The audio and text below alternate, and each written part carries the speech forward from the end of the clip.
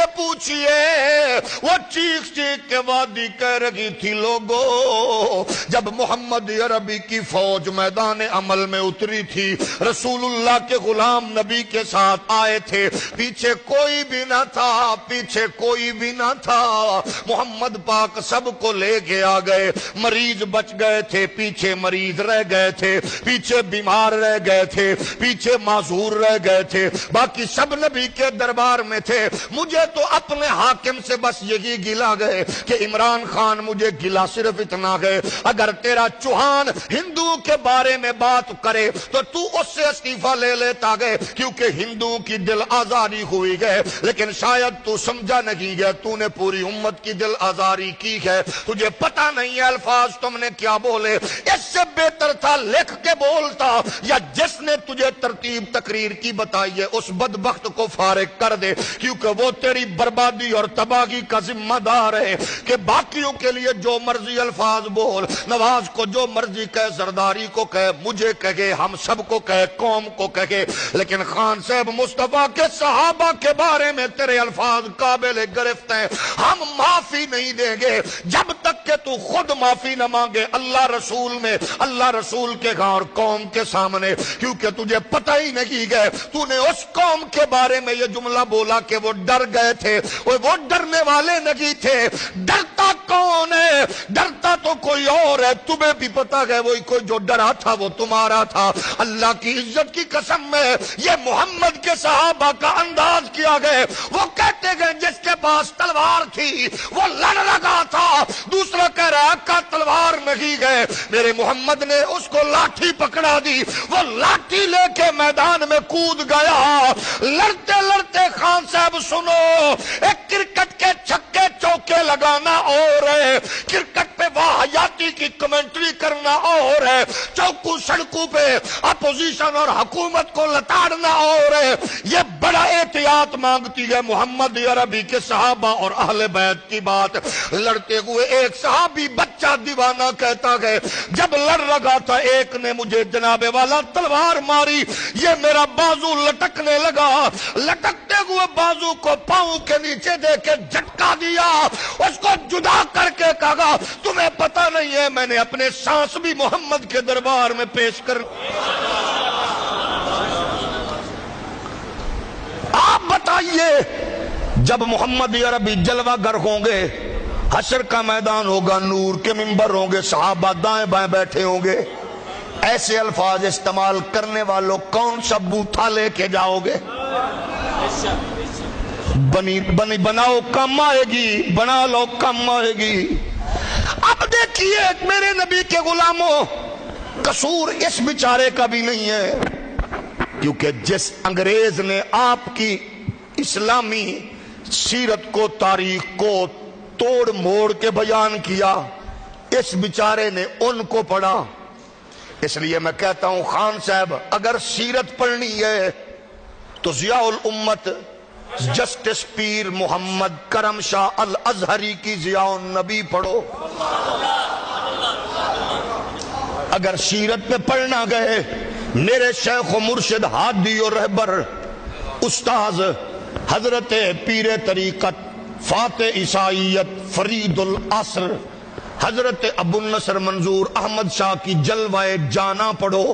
پتہ نہیں کتھو پڑھ لئیے، کیڑیاں کتاباں پڑھ دے ہو۔ ریاست مدینہ کے تقاضے خان سے بڑے مختلف ہوتے گئے ہیں، اس لیے خدا را تھوڑی سی مہربانی کریں، کیونکہ معاملہ حساس ہے، آپ کی وجہ سے آگ لگنی نہیں چاہیے، بجھنی چاہیے، کیونکہ فساد پھیلتا گئے، فساد پھیلتا گئے، پھیلاؤ نہ، ختم کرو،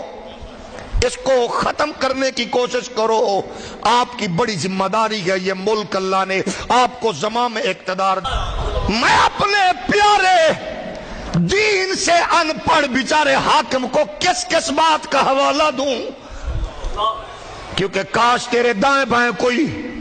مفتی منیب الرحمان جیسے کوئی زیرک عالم بیٹھے ہوتے، نور الحق قادری جیسے گونگے کی بجائے کوئی میرے جیسا بیٹھا ہوتا، پھر میں تجھے بتاتا دین کی ہوئی نظر آئے۔ سن اپنے حاکم سے پیارے کپتان، آپ نے بہت سی جگہوں پر رجوع کیا، بلکہ الحمدللہ آپ رجوع کے ماسٹر ہیں۔ میں نہیں کہوں گا، لوگ کہتے ہیں کہ تھوک کے چاٹتے ہیں، میں نہیں کہوں گا، میں یہی کہوں گا رجوع کرنا، دوسروں کے لیے رجوع کرنا تو لوگ اگر آپ لیں گے تو لوگ تھوک کے چاٹنا کہیں گے، اللہ رسول کے معاملے میں کوئی بغیرت ہی ہوگا جو یہ کہے گا، کیونکہ لوگوں کے لیے ہے۔ میں یہ کروں گا وہ کروں گا، آپ کا جو جی چاہے کرے، پارٹیوں لیڈروں کے لیے اپوزیشن کے لیے، ہمیں کوئی غرض نہیں، آپ اقتدار میں آپ کا حق ہے، لیکن ہم یہی کہیں گے خدا را رجوع کرنے میں دیر نہ کرو، اصحاب کے معاملے میں رجوع کرنے میں دیر نہ کرو، آل کے معاملے میں رجوع کرنے میں دیر نہ کرو، دین کے معاملے میں رجوع کرنے میں دیر نہ کرو، کہیں ایسا نہ ہو کہ پھر بہت دیر ہو جائے،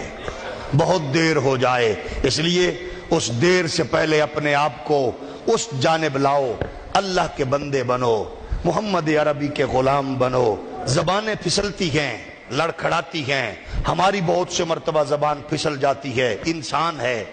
زبانیں پھسلنا کوئی بات نہیں، لڑکھڑانا کوئی بات نہیں، غلط جملے نکلنا کوئی بات نہیں، لیکن معافی مانگنا اچھی بات ہے، رجوع کر لینا اچھی بات ہے۔ ہماری دل آزاری ہوئی ہے، ہندوؤں کی دل آزاری کے لیے آپ منسٹر فارغ کر سکتے ہیں، تو آپ نے دیکھا کروڑوں مسلمانوں کی دل آزاری ہوئی مقدس اصحاب کے بارے میں۔ پھر تصحیح کرو، ڈرا کوئی نہیں تھا، جو نبی کا ہو وہ ڈرتا نہیں ہے،